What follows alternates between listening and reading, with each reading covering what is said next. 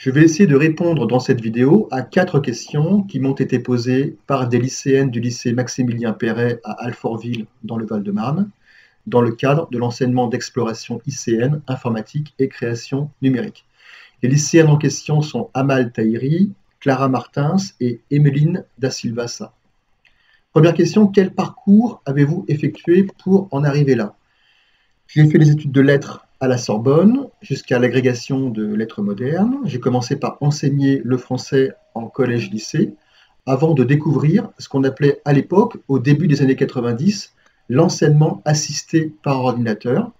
J'ai alors travaillé dans l'industrie du multimédia éducatif en concevant et en développant des logiciels de formation, notamment dans le domaine de la santé, sur le sida, sur l'hypertension.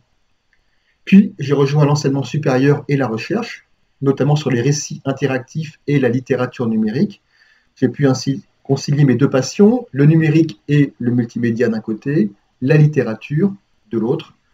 Depuis le début de mon parcours professionnel, je suis intéressé par le lien entre les supports techniques et la question de l'écriture et de la création.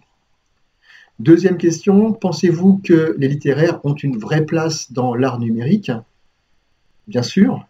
Être littéraire, c'est peut-être avant tout être sensible à ce que j'appellerais l'épaisseur signifiante d'un message et aux infinis jeux de l'interprétation.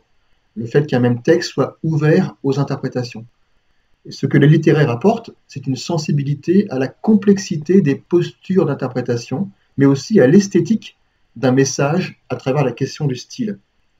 Les littéraires ont donc une vraie place dans l'art numérique et dans la société numérique de façon plus large. Ils ont un rôle très important à jouer pour nous aider à avoir une posture réflexive sur nos pratiques numériques.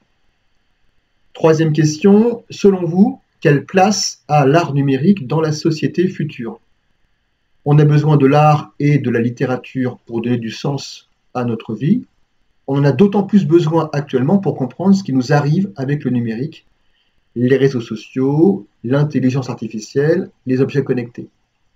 Le numérique, c'est notre nouveau milieu, c'est autour de nous et entre nous. Et comprendre son milieu, c'est difficile.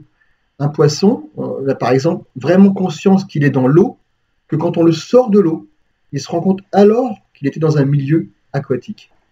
L'art et la littérature numérique doivent nous permettre de rendre visible notre milieu numérique, de lutter notamment contre les mythes de la transparence et de l'immatérialité. L'art et la littérature numérique nous permettent de mieux comprendre notre milieu numérique et d'agir de façon éclairée dans celui-ci.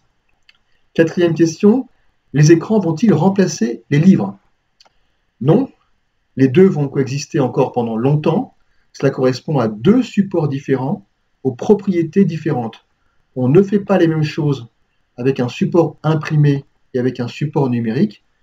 Et c'est pour ça qu'il faut bien penser les spécificités de chaque support. Un support ne va pas remplacer l'autre. Les supports sont toujours complémentaires.